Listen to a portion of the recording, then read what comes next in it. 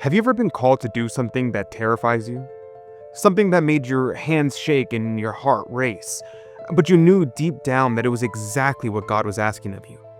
Today, you'll see how St. John Bosco cared for condemned criminals walking to their execution. The Miracles and Prophecies of St. John Bosco, a project of America Needs Fatima. I'm your host, Adrian Fonseca. Subscribe for new episodes every Monday, Wednesday, and Friday. Welcome to the Miracles and Prophecies of St. John Bosco. I'm your host, Adrian Fonseca.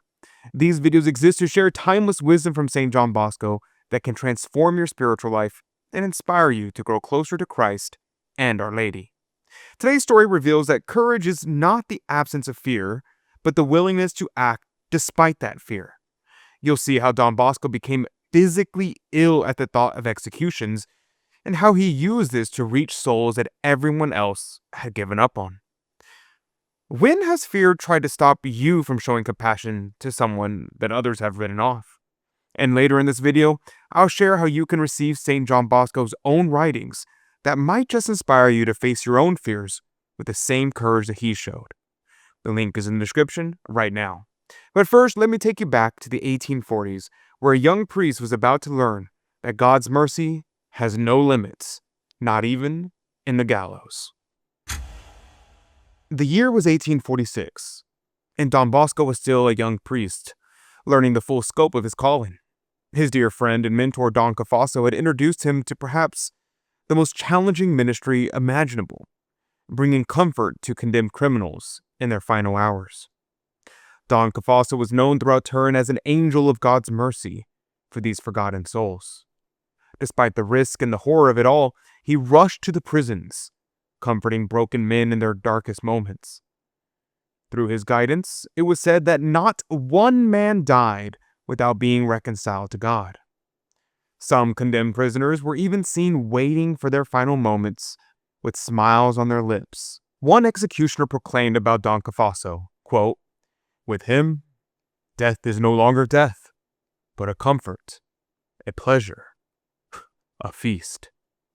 Now, Don Bosco, of course, wanted to follow his mentor's example. He didn't stand at a distance to avoid the stench of a condemned man. He didn't simply utter a quick prayer as he's passing by.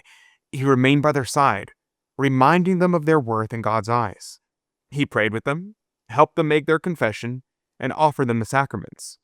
As much as he displayed courage in comforting these men, the emotional toll was crushing him. His calm exterior masked a heart that felt the weight of every soul, every tortured cry, every word of regret. The anguish these men experienced tore at his own tender heart. Picture this: the languid flame of a single candle, flickering in a death cell. The deathly silence broken only by the monotonous step of the sentry in the corridor. The relentless approach of the fatal hour. All of this caused Don Bosco an anxiety that he could barely contain. Around midnight, Don Cafasso, and occasionally theologian Burrell, would arrive. Don Bosco would then return home, exhausted and feverish. He never prolonged this vigil until morning, because he felt that he could not bear to accompany a condemned man to his actual execution. The very thought of watching someone be executed made him physically ill. But that all changed on a day he would never forget. Don Bosco had grown close to a young man of only 22 years old who had been sentenced to death. Through several confessions and conversations, they had developed a deep bond of affection. This wasn't just another criminal to Don Bosco. When the trial ended and the death sentence was pronounced, the young man made a desperate plea. He begged Don Bosco to accompany him, not just through the night, but all the way to his execution. Don Bosco's heart broke. Everything in him wanted to say yes, but the very thought of watching this young man be executed filled him with terror. His hands trembled, and he couldn't bring himself to make that promise. It was one of the most painful moments of his life, torn between love for the soul and his own overwhelming fear. Enter Don Cafasso, who understood exactly what was happening. He saw the spiritual crisis unfolding, a young man's desperate need for the one priest who had truly reached his heart. and Don Bosco's paralyzing fear. Don Cafasso knew that sometimes we must be pushed beyond our comfort zones in order to discover what we're truly capable of. With gentle but firm insistence, Don Cafasso arranged for them to travel to Alexandria, where the execution would take place. Don Bosco agreed, trembling with anxiety but unable to abandon someone who needed him so desperately. When they arrived at the prison, the young man spotted Don Bosco immediately. He rushed to him with tears streaming down his face, and despite Don Bosco's own emotional turmoil, the priest quickly composed himself. He understood that this was his final opportunity to help this soul find peace with God. Don Bosco spent the entire night with him. He listened to his fears, guided him through prayer, and administered the sacraments. As morning light approached, Don Bosco celebrated Mass for the condemned man, offering him absolution and Holy Communion, providing every possible spiritual comfort. Think about that for a moment. Here was a priest so disturbed by executions that he had never been able to witness one. Yet love for one soul gave him the courage to spend an entire night preparing that soul for eternity. But then came the moment that would forever change Don Bosco's understanding of his own calling. The door to the prison cell opened with a metallic clang that echoed through the stone corridors. The executioner had arrived to lead the young man to his final destination. The church bell began to toll, its mournful sound announcing that the hour had come.